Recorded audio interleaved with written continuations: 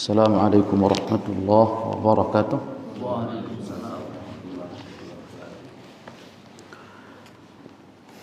Alhamdulillah, alhamdulillahil ma'budil haqq fi kulli zaman wa makan. Wa syukru lahu ala ni'amihi li sihhatil qalbi wal arkan. Wa asyhadu an la ilaha illallah wahdahu la syarika lah. Wa asyhadu anna Muhammadan abduhu wa rasuluhu alladzi لا نبي ولا رسول بعده اللهم صل وسلم على نبينا الحبيب ورسولنا وحبيبنا وظهرنا ومصطفى ومولانا محمد بن عبد الله وعلى آله الطاهرين وصحابته الغر الميامين وتابعيهم بإحسان إلى يوم الدين وبعد. الله سبحانه وتعالى يقول تلك الجنة التي نورث من عبادنا من كان تقيا وقال رسول الله صلى الله عليه وسلم اتق الله حيثما كنت وأتبع السيئة الحسنة تمحوها وخالق الناس بخلق حسن. Kita ketemu bapak-bapak saya di pelajaran kita, pelajaran akidah. Melanjutkan bahasan kita di bahasan sebelumnya terkait di bab yang kedua, babun fadlu tauhid wa ma yukaffiru minadz dzunub, bab keutamaan tauhid dan berupa apa-apa yang dihapuskan dari dosa-dosa. Artinya mengingatkan kepada kita bapak saya bahwa nikmat Islam ini nikmat yang besar, nikmat yang agung. Jadi dia menghapuskan kesalahan-kesalahan, menghapuskan dosa-dosa. Nah, maka seorang muslim itu dia memiliki tuntutannya apa? Untuk menjaga kemurnian tauhid ini. Jangan sampai tauhid ini menjadi tercampuri oleh hal-hal yang bisa mengurangi dari keutamaannya atau bahkan membatalkan. Bisa Ustaz, sangat bisa. Ya, orang muslim tapi nyembah patung berhala misalkan, batalat Islamu, bisa batal keislaman. Atau mungkin dulu disangkakan oleh para sahabat itu Rasulullah sallallahu alaihi wasallam pernah bersabda bahwa mereka itu menyembah atau mempertuhankan penguasa-penguasa atau pemimpin-pemimpin mereka. Para sahabatnya waktu itu iskal ketika mendengar kalimat ini dari Rasulullah. Lalu para sahabat ada yang bertanya, "Ya Rasulullah, enggak ada di antara kami yang menyembah kepada siapa? Pemimpin. Misalkan datang ke pemimpin nyembah gitu, enggak ada kita begitu. Kok bisa ada yang dikatakan apa? Menyembah kepada pemimpin. Lalu apa kata Rasulullah?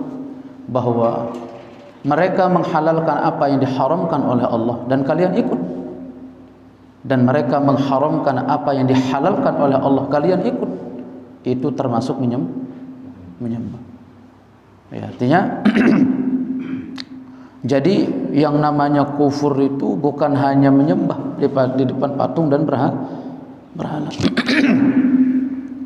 Konsekuensinya banyak. Ketika hak-hak rububiyah itu diberikan kepada selain Allah, maka ini terancam. Konsekuensi tauhid kita terancam. Nah, ini juga sekaligus kedua saya ingatkan bahwa amalan itu masuk dia dalam kategori iman. Ada dalam kategori Islam.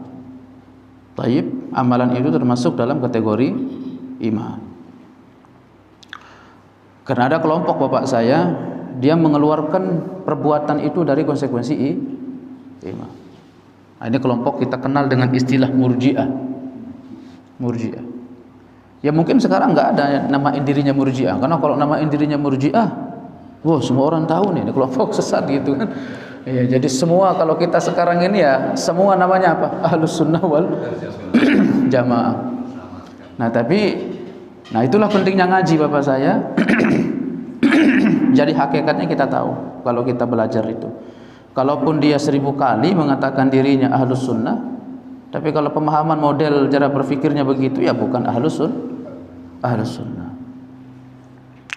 Sama seperti saya pernah dengar orang, dia ngaku dirinya ahlus sunnah, tapi ada surat di Al-Bayyinah itu, dia bilang bahwa orang-orang Yahudi, Nasrani itu Muslim, mukmin, kalaupun dia nggak masuk Islam. Di mana ayatnya? Lam yakunil ladzina kafaru min ahlil kitabi wal musyrikin munfakkina hatta ta'tiyahumul bayyinah. Artinya secara singkat ayatnya begini. Mereka orang-orang kafir dari kalangan orang Yahudi dan Nasrani maupun orang-orang musyrik, mereka tidak akan berhenti dari kekufuran mereka sampai datang siapa? Muhammad. Katanya ya ini bertentangan nih ayat ini. Ayat ini bertentangan. Datangnya Nabi Muhammad, beriman enggak orang Yahudi? Loh, kata ayat begitu. Lam yakunil ladzi, lam tidaklah, yakun menjadi, alladzina kafaru orang-orang kafir, min ahlil kitab wal musyrikin dari ahlul kitab dan orang-orang musyrik. Munfakin, berhenti. Ya. Berhenti. Dari apa? Dari kekufuran mereka. Hatta ta'tiyahumul bayyinah, sampai Nabi Muhammad itu datang. Setelah datang Nabi Muhammad, berhenti enggak mereka kufur? Kata mereka orang-orang jin itu apa bilangnya? Ini ayatnya bertentangan. Surat ini bertentangan. Di akhir beliau mengatakan apa? Innal ladzina kafaru min ahlil kitab wal musyrikin fi nari jahannam. Padahal di awal dikatakan apa? Pasti beriman. Kok di akhir mengatakan orang-orang Yahudi dan Nasrani ini pasti masuk neraka? Itu kalau dia ditanya ngakunya ahlus sunnah wal jamaah. Nah, ini itulah pentingnya kita ngaji Bapak saya. Karena memang kita akan ketemu dengan ucapan-ucapan yang sebenarnya ucapan itu enggak baru sebenarnya, enggak. Itu klasik. Itu klasik. Maka Imam Ar-Razi rahimahullah, Imam Razi itu dalam kitab beliau Ta'wilul Quran, itu beliau berusaha untuk mendekatkan dua pemahaman yang keliru ini. Ya. Baik. Lalu gimana mafhumnya Ustaz? Lam yakunil ladzina kafaru min ahlil kitab wal musyrikin mufakkina hatta ta'tiyahumul bayyinah. Karena memang sifatnya orang-orang Yahudi itu selalu ingkar janji. Ya, selalu ingkar janji. Ada juga mengatakan munfakin, mereka tidak akan berhenti menyanjung Nabi Muhammad. Karena memang mereka tahu bahwasanya Nabi Muhammad itu nabi. Mereka tahu bahwasanya Nabi Muhammad itu rasul. Dengan ciri-cirinya itu mereka tahu. Begitu maksudnya. Bukan maksudnya itu mereka akan beriman sampai datang Nabi Muhammad. Dan kalau kita perhatikan ayatnya Bapak saya, Masya Allah ya, Allah mengatakan apa? Lam yakunil ladzina kafaru min. Apa makna min dalam bahasa Arab? Min itu artinya tabi'id Bapak saya, sebagian. Apakah semua orang Yahudi enggak beriman kepada Nabi Muhammad? Semua orang Yahudi gitu datang Nabi Muhammad, enggak ada mau orang Yahudi beriman. Ada tidak? Ada orang yang beriman. Makanya Allah menggunakan kalimat min. Ya, sebagian orang-orang Yahudi. Karena ada juga yang beriman kepada Rasulullah. Tapi kadang hal-hal yang mencolok seperti ini sengaja disembunyikan sama siapa? Orang-orang liberal itu. Baik. Nah, itu Bapak saya. Nah, ada kelompok dia mengeluarkan konsekuensi perbuatan itu dari iman. Bapak mabok, bapak judi, bapak enggak sholat, itu tetap iman. Nah, ini kan berat. Masalahnya sholat itu tiang agama. Loh, sampai para ulama itu berbicara di fikih hukum orang meninggalkan sholat sengaja. Loh, gimana dia berpendapat? Enggak sholat pun enggak apa-apa. Yang penting dia tetap muslim. Iya. Nah, ini berat. Nah, maka perbuatan itu kata para ulama itu dimasukin dalam konsekuensi keimanan. Artinya orang itu bisa batal keislamannya karena perbuatan, bisa batal keislamannya karena ucapan, bisa batal keislamannya karena keyakinan. Nah, inilah yang kita sebut bahwa al-imanu iqrar bil lisan. Iman itu diikrar dengan apa? Lisan. Kemudian yang kedua iqrar bil qalb, yaitu ikrar dengan hati. Kemudian yang ketiga iqrarun bil arkan, yaitu dibuktikan dengan amal perbuatan. Nah, itu masuk dia dalam kategori keimanan. Taib. Nah, ini keutamaan tauhid ini luar biasa. Ya, keutamaan tauhid. Artinya konsepnya Bapak saya, semua orang itu dia diberikan dunia. Mau kafir, mau musyrik. Iya tidak Bapak saya? Dunia itu konsepnya sama. Diberikan, orang kafir diberikan kaya, muslim juga bisa kaya. Muslim juga miskin, ada juga orang kafir yang belangsak gitu kan. Nah, vitamin banyak. Ya, banyak. Taib. Kalau konsep dunia itu diberikan semuanya. Makanya kita bukan bertarung di situ Bapak saya. Pertarungan kita itu di akhirat. Makanya Salmanul Farisi radhiyallahu taala anhu pernah berkata, "Dhahiktu thalathan wa bakaitu thalathan wa adhakani thalathan wa abkani thalathan." Aku dibuat tertawa oleh 3 hal dan aku dibuat menangis oleh tiga hal. Apa yang pertama kata Imam Salman? Apa kata Salmanul Farisi? Bukan, Ubay bin Ka'ab. Apa kata Ubay bin Ka'ab radhiyallahu taala anhu? Kata beliau, Salmanul Farisi. Ya, Salmanul Farisi, semoga Allah meridhai beliau. Apa kata beliau? Saya dibuat tertawa oleh tiga hal. Pertama, mu'amilud dunya wa huwa ya'lam annal mauta yatlubuh. Seorang pencari dunia padahal dia itu tahu kematian itu senantiasa mengejar. Ya. Itu saya tertawa kata siapa? Imam Salman. Nah, ini konsep bagus Bapak saya. Ini konsep kalau misalkan kita ketemu, kita istilahnya merasa bagaimana ya dengan harta, dengan kekayaan, ya kan? Tertawain aja, senyumin aja. Itu apa? Dunia. Begitulah konsepnya Salman Al-Farisi. Makanya kalau sahabat-sahabat Nabi dulu itu saya la yuridu ay tahazzufan amma yadin nas. Mereka itu enggak pernah ingin apa yang ada di tangan manusia. Wah, ini maqam. Kalau begitu enggak kita kerja Ustaz. Jangan gitu juga. Ya. Jangan gitu juga sampai misalkan enggak kerja. Baik. Jadi tahazzufan amma yadin nas artinya merasa cukup, selalu syukur. Ya, makanya salah satu di nasihat beliau juga mengatakan apa? Idza u'tiya syakara. Dia itu kalau diberikan bersyukur. Ya, karena orang kalau dia diberikan itu dia faham bahwa itu pemberian siapa? Allah. Dan Allah itu kekasih. Kalau kekasih kita memberi Bapak saya, orang yang kita cintai, sedikitnya itu bahagia, apalagi banyak. Taib. Barakallahu fiik. Jadi ini kita berbicara tentang keutamaan tauhid. Maka konsepnya itu dunia itu diberikan kepada semua orang baik kafir maupun muslim. Tetapi Islam itu tidak diberikan kecuali kepada orang-orang yang diridhai. Artinya siapa yang mendapati dirinya sebagai muslim berarti dia orang yang diridhai oleh Allah Subhanahu wa taala. Sebagiannya sudah kita bicarakan di pertemuan sebelumnya. Dan setelahnya kita libur 1 bulan ya. Baru kita ketemu lagi ini. Kita masuk ke hadis yang berbicara tentang ini juga. An Ubadah bin Samit radhiyallahu anhu, dari Ubadah ibnu Man As-Samit radhiyallahu anhu, semoga meridhai siapa Allah anhu kepadanya siapa Ubadah ibnu Samit. Qala, berkata siapa Ubadah ibnu Samit? Qala, berkata siapa Rasulullah sallallahu alaihi wasallam. Apa kata Rasulullah? Man syahida, siapa yang bersaksi alla ilaha illallah wahdah. Pertama, tidak ada Tuhan yang berhak disembah kecuali Allah wahdahu, sendirinya. La syarika lahu, tidak mensekutukan. Nah, ini rukun Bapak saya. Jadi rukun di dalam di dalam syahadat ini dua. Kata para ulama, apa kata?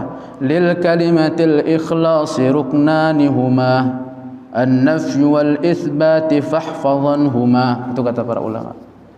Perhatikan bahwa di kalimat ini terdapat dua rukun. Rukun kalau di dalam sholat jatuh, sah nggak sholatnya?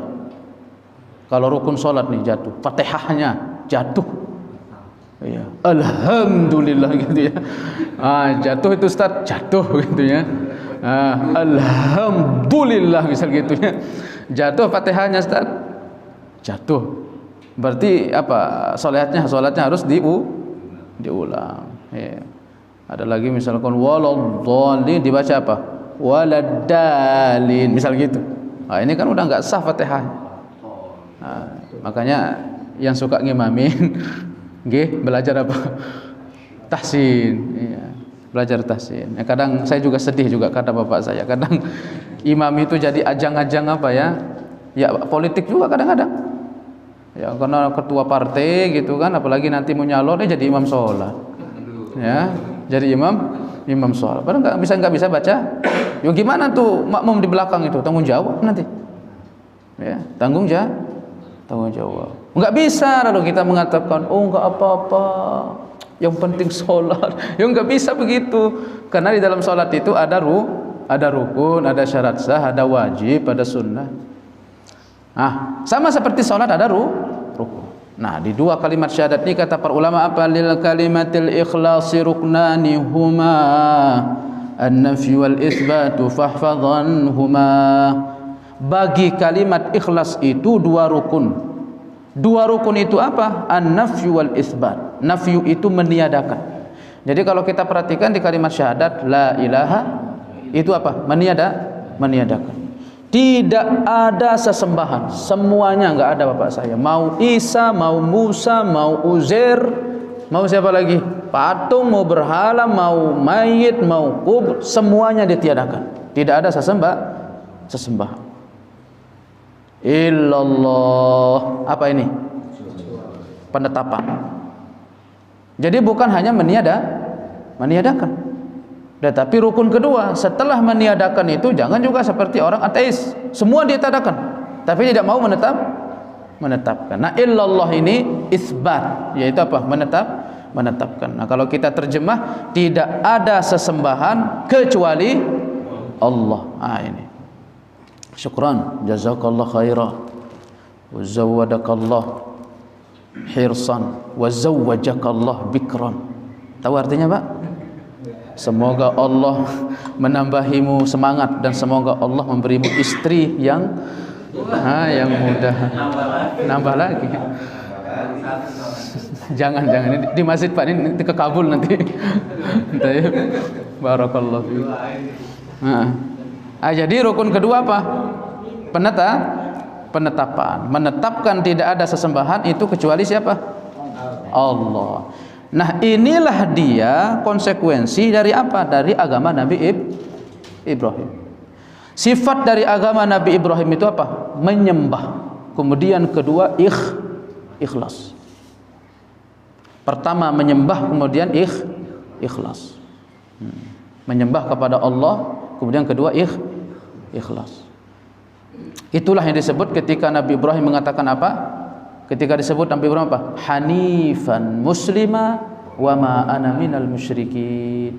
La syarika lahu wa bidzalika umirtu wa ana awwalul muslimin. Ya, itu hanif itu artinya itu. Menyembah ikhlas. Ya. La ilaha itu apa?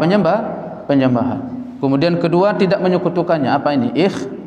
Ikhlas. Loh, kok bisa ikhlas Ustaz? Makanya kata Imam Razi itu mengatakan ikhlas itu maknanya dua. Kalau dilihat kepada perbuatan ada maknanya. Dilihat kepada qasdu ada maknanya.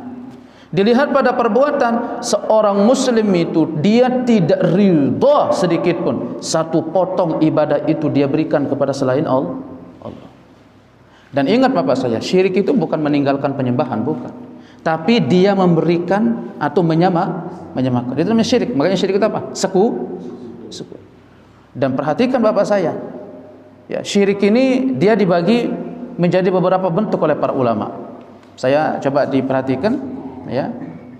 Ya silakan, yang pengen minum dulu. Ana juga haus ini ya, bismillah. Ini masih panas ini, khi. Barakallahu fiik. Iya. Karena kalau makan di warteg itu saya pesan, Pak, biasanya jangan panas ya. Anget gitu. Kita mesennya anget, datangnya panas datangnya. Iya. Tayyib. Iya.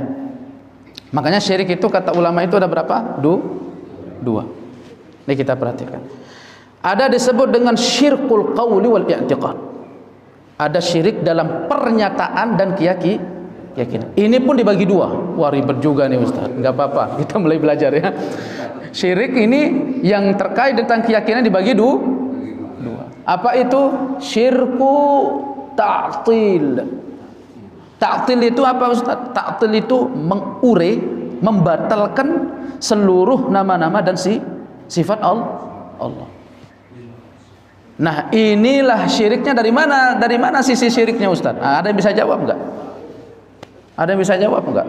Ta'til itu membatalkan nama-nama dan sifat. Jadi enggak ada nama, enggak ada sifat. Barakallahu fiik. Bagi siapa? Bagi Allah. Dan ini syirik. Dari mana sisi syiriknya?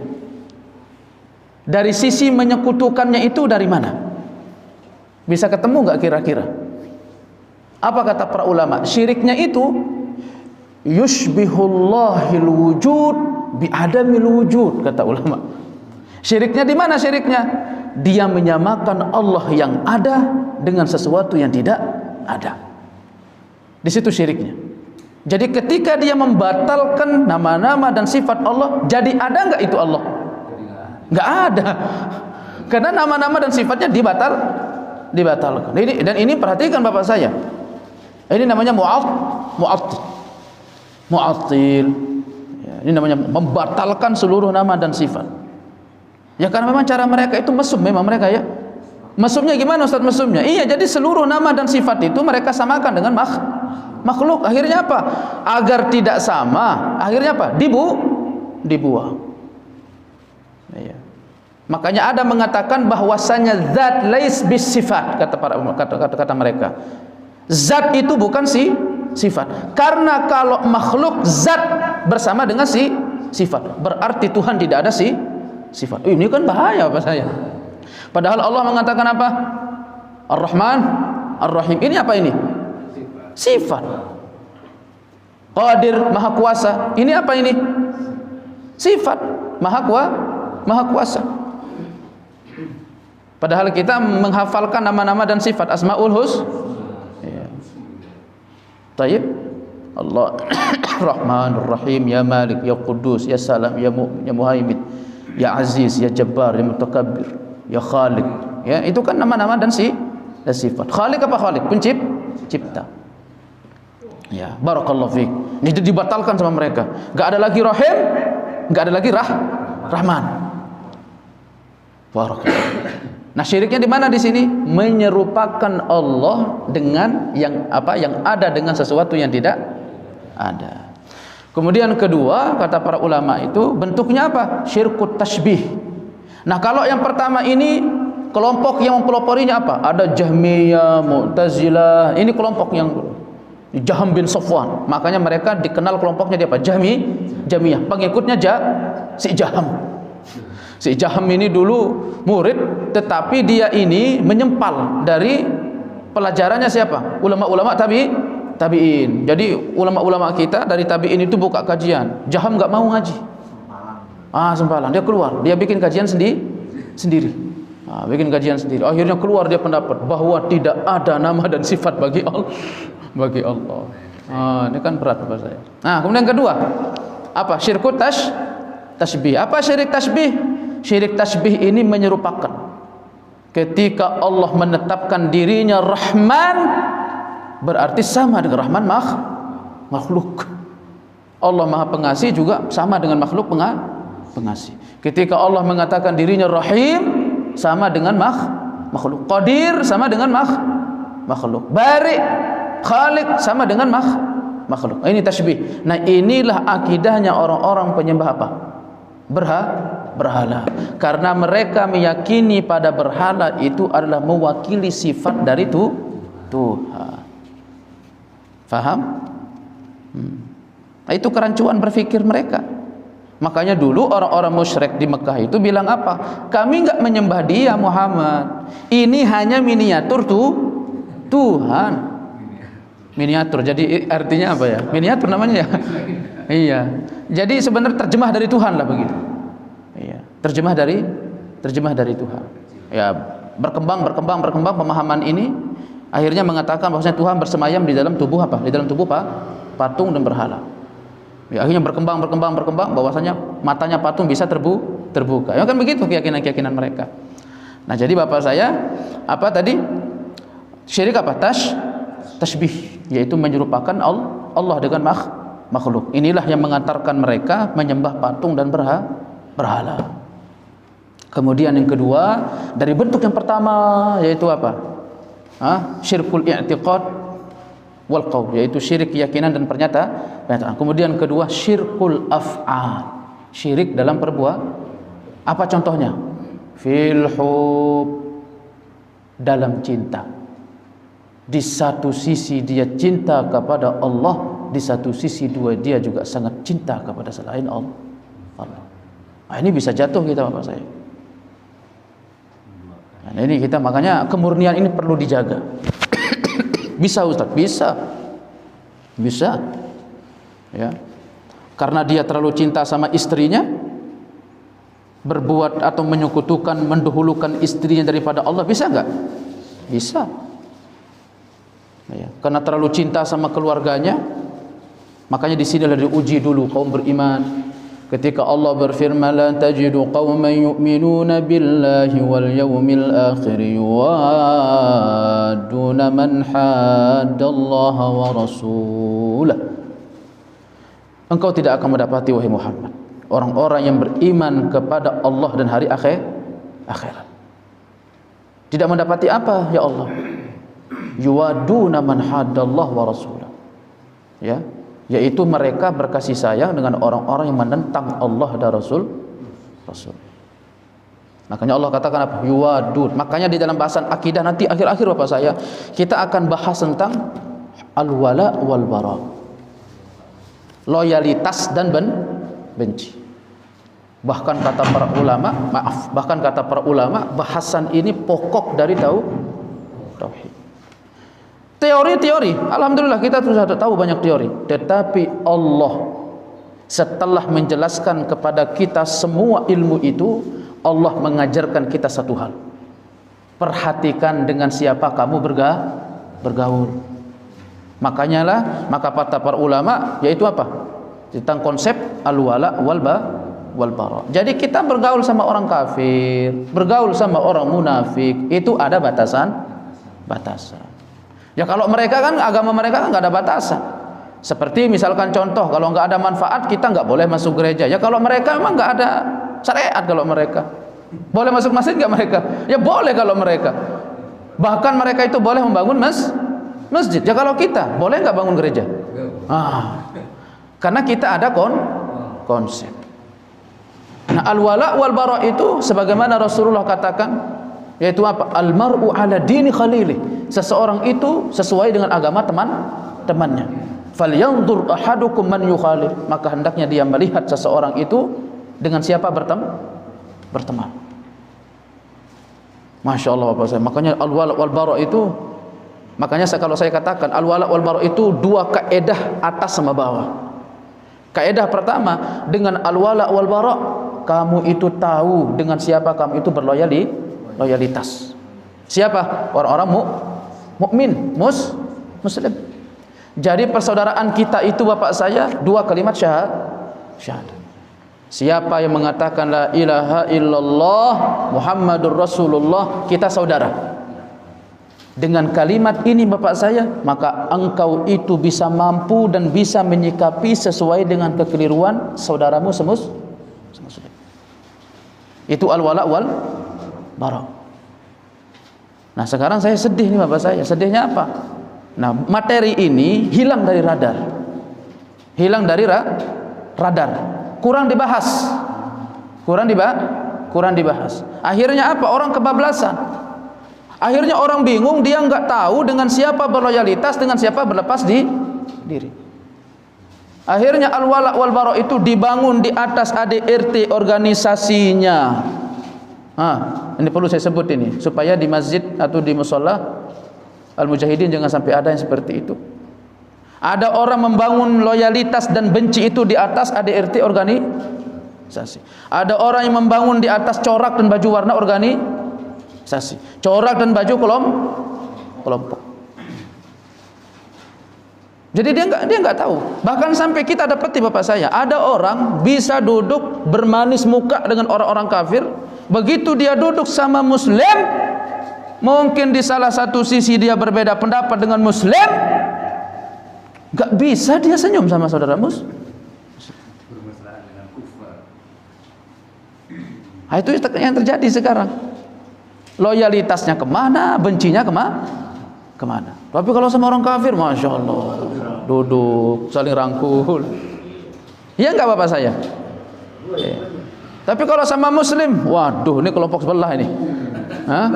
Sebelah rumah nih. Sebelah rumah. Ya. Barakallahu fiik. Makanya kata para ulama itu, al-wala wal bara ini pembahasan pokok. Al-wala wal bara ini bahasan pokok.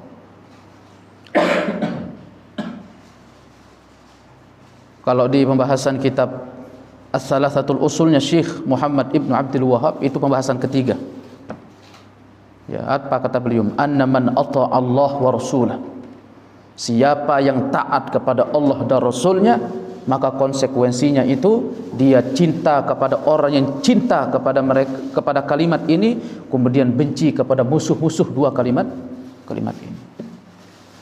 Bahkan ada ulama-ulama yang mensyarah itu bapak saya, sampai kepada banyak bentuk loyalitas kepada orang kafir itu. Sampai ada ulama yang mendatangkan contoh loyalitas kepada orang kafir itu apa? Minta tolong padahal kita itu masih bisa untuk mengurusi sendiri. Baryul qalam.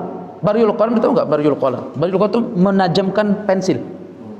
Selama tangan Anda itu sehat dan di situ mungkin ada orang kafir lalu Anda mengatakan minta tolong, tajamkan saya punya pensil. Ini pun kata para ulama tidak boleh. Allahu Akbar. Begitu Ustaz, begitu. Karena jangan sampai begitu dia menolong engkau, kemudian apa? Lalu jatuh ke dalam hati, lalu engkau apa? Kagum dan meridai dia. Makanya loyalitas dengan orang kafir itu diikat dengan makna. Pertama, mawaddah, berkasih sayang. Kemudian kedua, mahabbah, cinta. Kemudian ketiga, ridha. Itu apa? Ridha terhadap agama mereka. Selama tidak dengan ini, atau nusrah yang keempat apa? Menolong orang kafir untuk menjatuhkan seorang muslim, ini bisa terancam konsekuensi keimanannya. Misalkan nih kita lagi perang, misalkan ini negara kafir, negara muslim. Ini ada negara muslim, yang satunya ditolongin negara kafirnya buat jatuhin negara muslim. Ya bukan soal negara bapak saya. Misalkan di sini aja, misalkan di musola apa? Musola mujahidin. Ketangkar nih muslim. Ya selama dia benar, tapi ya kalau salah tetap salah. Ya kalau salah tetap salah. Meskipun namanya siapa? Umar. Ya. Ini masalahnya. Ini misalkan di tingkat kerja misalkan. Dia kerja sama dengan orang kafir itu untuk menjatuhkan baik seorang muslim. Yang penting naik pangkat. Nah, itu hati-hati bapak saya. Dia kerjasama dengan seorang muslim untuk menjatuhkan seorang muslim, menjatuhkan apa yang terkait dengan orang Islam, sampai dia menyusun kekuatan dengan sama siapa? Orang kafir. Karena mungkin muslim itu beda dengan dia, mungkin nggak mau, mungkin sama. Ya, itu akhirnya apa? Nah, konsekuensi keimanannya bisa apa? Bisa batal. Barakallahu fiik. Nah, ini kita dijaga oleh Islam itu akan benar-benar apa? Terjaga di atas Islam, sampai dimunculkan kaidah apa? Al-wala wal bara, agar muslim itu mengerti tentang batasan-batasan. Makanya selama tidak dia terikat oleh empat itu, apa kata para ulama? Ya misalkan boleh tidak kita berkomunikasi dengan orang kafir? Boleh, tetapi komunikasi engkau itu harus pada intinya. Apa intinya? Dakwah. Ajak dia masuk Islam. Maka sebagaimana dulu siapa? Abu Ubaidah Al-Jarrah. Nah, ini sekarang saya dengar ada orang muslim bilang apa? Oh enggak Ustaz, anak saya bebas saja Ustaz. Anak saya bebas saja, dia kafir, dia Yahudi, dia Nasrani, bebas dia. Enggak boleh bapak saya. Kita itu punya kewajiban apa? Mendakwahi. Tarik dia agar masuk Islam. Karena itu yang bisa menjadikan dia apa? Masuk syurga. Tapi enggak mau. Ya masalah mau enggak mau itu perkara beda. Nah, kedua, dalam hal apa? Berjual beli. Ya karena kalau sebatas jual beli kan enggak masuk ke dalam hati. Nah, itulah bapak saya, konsekuensi ini kan perlu diketahui. Ini kadang ada orang muslim misalkan pergi kemana? Ke Cina misalkan. Cina negara kafir atau negara muslim? Ya kafir, udah jelas. Ya. Misalkan dia pergi ke negara sana, misalkan Amerika misalkan. Pulang dari Amerika. Orang sana itu kalaupun kafir, bersih-bersih. Di sini kita ini muslim tapi apa? Belangsak misal gitu kan. Baru sehari pergi kemana? Ke Amerika. Ya karena kebetulan mungkin dia diajak di pusat kota yang bagus-bagus. Coba dia diajak di emperan. Ya sama aja lah sama di Indonesia. Pergi ke Cina. Orang Cina itu kalaupun dia ateis, walaupun dia kafir, tapi apa? Orangnya bersih-bersih. Bahkan mereka itu lebih muslim daripada muslim di sini. Allahu Akbar. Ini kan hari-harian kita bapak saya yang kadang kurang terkontrol. Kenapa? Karena kita tidak mengerti batasan. Barakallahu fika. Semoga ini menjadikan kita lebih semangat untuk belajar. Sudah habis waktunya? Jadi man syahida an la ilaha illallah wahdahu la syarikalah, siapa yang bersaksi tidak ada sesembahan kecuali Allah esa, la syarikalah, tidak ada sekutu baginya, ini memiliki dua rukun. Wa anna Muhammadan abduhu wa rasuluh, dan sesungguhnya Muhammad abduhu ialah hambanya, wa rasuluhu dan ialah rasulnya. Siapa? Allah Subhanahu wa taala. Muhammad juga memiliki dua rukun. Rukunnya apa? Abad. Beliau itu seorang hamba. Ingat, seorang hamba. Makanya bapak saya ada nilai-nilai sejarah yang masuk dalam daftar kritik para ulama. Jangan sampai ini menjadikan hilang dari konsekuensi ia atau beliau sebagai seorang hamba. Kita kenal bahwa Nabi Muhammad itu seorang hamba tulen. Bagaimana Rasulullah SAW itu menyembah kepada Allah itu hatta tawarramat yadah, sampai dua kakinya itu apa? Bengkak. Salat. Artinya beliau apa? Hamba.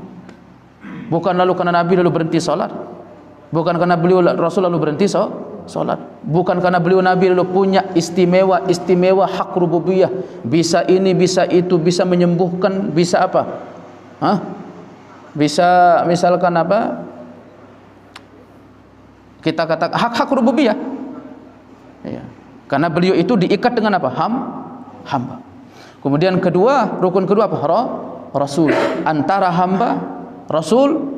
Nah ini bisa mematahkan dua kelompok yang menyimpang, berlebih-lebihan, yaitu mengeluarkan konsekuensi Rasulullah dari hamba, dan yang meremehkan, yang mengeluarkan konsekuensi beliau Nabi Muhammad jadi seorang Rasul. Duanya ini menyimpang. Nah ahlus sunnah di antara beliau hamba, beliau adalah Rasul.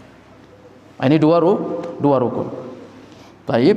Wa kalimatuhu wa anna Isa Abdullahi wa rasuluh, dan sesungguhnya Isa ialah hambanya Allah dan rasulnya Allah. Wa kalimatuhu, dan kalimatnya Allah, alqaha, ia menyampaikan kepadanya siapa? Maryam. Wa ruhum min, dan ruh dari sisi siapa? Allah. Wal jannata haq, dia yakin surga itu benar. Wan nar haq, neraka itu benar. Adkhalahu Allahul jannata, memasukkan siapa dia? Allah Subhanahu wa taala kepadanya. Dia dimasukin oleh Allah kemana? Al jannah, surga. Ala ma kana minal amal, bagaimanapun kondisi amalnya, sedikit banyak dimasukin surga. Maka kata para ulama bahwa saya katakan keutamaan tauhid menghapus dosa ini dua maknanya. Pertama, menghapus dosa dalam arti menghapus kesalahan, dalam arti dia dimasukin surga, dihapuskan kesalahannya, dan dia masuk surga tanpa hisab. Amin, semoga kita termasuk. Kedua, maksudnya apa? Yaitu dia dikeluarkan dari takbid. Takbid itu apa? Dikekalkan di dalam neraka. Muslim maka pasti keluar dari neraka dan dimasukin ke dalam surga. Ya, ini kita yang nomor 2 ini janganlah ya. Ya, jangan. Ya, karena kita satu hari di neraka berapa tahun, Pak? 1000 tahun. Enggak kuat kita. Ya, enggak kuat. Ya, semoga kita masuk dalam hamba-hamba Allah yang masuk surga tanpa hisab. Orang yang hisab aja berat itu Bapak saya. Yang dihisab itu aja berat. Nah, nantilah kita cerita ya, nanti kita sebutkan tentang itu. Barakallahu fiik. Ini hadis juga yang dinukil oleh Imamna Muhammad ibnu Abdul Wahhab rahimahullah yang menjelaskan tentang keutamaan tauhid. Maka ini istimewa. Maka yang sudah masuk Islam, bahkan yang sudah Muslim, maka hendaknya dia menjaga keislaman ini dengan sebaik-baiknya, dengan memperbanyak ketaatan, memperbanyak amal saleh, dan menjauhi dari perkara-perkara yang mengotorinya, yang mengurangi konsekuensi kesempurnaannya. Itu kita jauhi. Taib. Barakallahu fiik. Ada pertanyaan Bapak saya? Tafadhal. Saya pernah mencoba juga kelompok kalau masuk kelompok itu harus syahadat di depan pimpinannya. Masuk syahadat tersebut di kelompok itu kalau awal-awal dulu itu sebagai penetapan bahwa dia orang yang beriman. Kalau sekarang penetapan syahadat itu untuk menyempurnakan keimanan. Mohon penjelasan tentang kelompok tersebut. Jadi ada kelompok kalau mau masuk harus syahadat. Karena kalau belum syahadat dikatakan belum beriman. Itu pendapat yang dulu. Kalau sekarang dikatakan untuk menyempurnakan keimanan. Ini sebenarnya kelompok-kelompok yang muncul seperti ini bermula dari satu hal. Karena dia mengatakan bahwa kepemimpinan penguasa di negeri ini itu tidak sah untuk mengurusi agama. Perhatikan Bapak saya, ada satu kelompok memisah hak kepemimpinan itu dua. Jadi kita berada di negara ini katanya Masya Allah, gorengan ya. Ya. Jazakallah khairah. Jadi Bapak saya sebut aja misalkan penguasa, saya nggak sebut nama ya, penguasa kita misalkan di model seperti Indonesia itu hanya berhak mengurusi perkara dunia.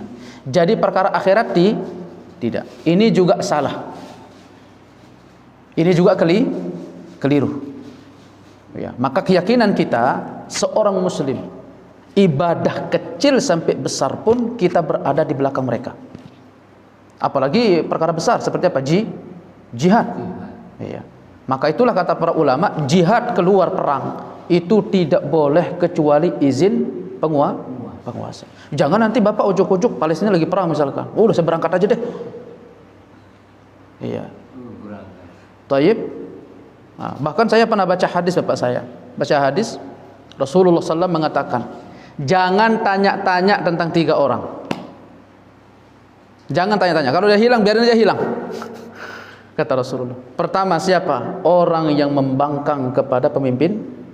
Nah, ini menjadi konsep bagi mereka, salah sebenarnya. Jadi memang mereka melihat bahwa penguasaan atau penguasa atau pemimpin di negeri ini tidak mewakili soal agama. Akhirnya mereka munculkan istilah apa?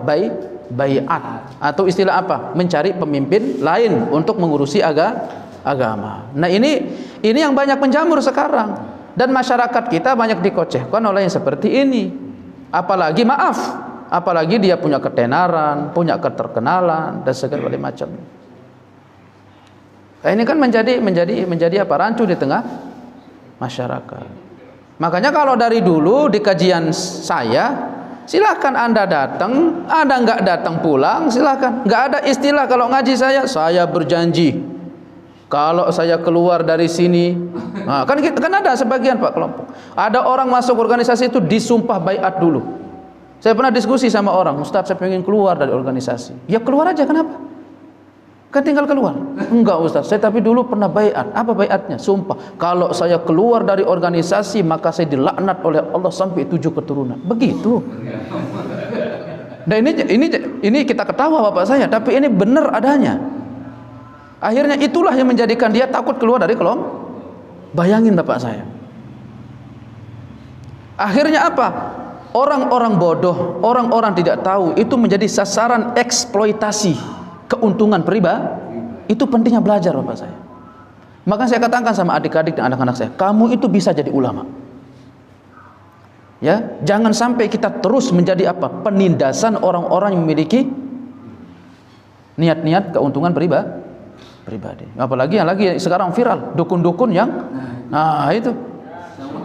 Dan itu selalu ada korbannya. Dari siapa? Orang ya itu tadi yang nggak ngaji biasanya. Wih, tapi kan dipanggil Gus Ustaz. Ya meskipun Gus.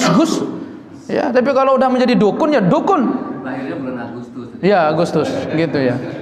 Barakallahu fiik. Ya Allah. Ini kondisi kita hari ini bapak saya. Ya, kondisi kita. Dan menjadi anehnya itu, korbannya itu bukan orang biasa. Anggota DPR. Nah, ini orang pintar apa orang bodoh nih bapak saya? Ya saya tahu dia pintar pasti, kan nggak mungkin masuk DPR ujuk-ujuk orang bodoh gitu kan? Karena dia diiming-imingi investasi 1 miliar bisa jadi sekian. 1 miliar, 2 miliar. Bisa beranak tuh uang. Ya. La ilaha illallah. Nah, bermula dari pemahaman tadi bapak saya. Karena dia memandang negara ini dengan penguasanya itu tidak mewakili perkara akhirat. Maka saya katakan penguasa kita itu mewakili akhirat. Ya. Mewakili akhirat. Barakallahu fiik. Nah, itu tadi seperti kelompok yang tadi datang karena memang ada kelompok memang membagi dar itu menjadi 2. Darul kufur wa darul hijrah. Negeri kafir, negeri hijrah.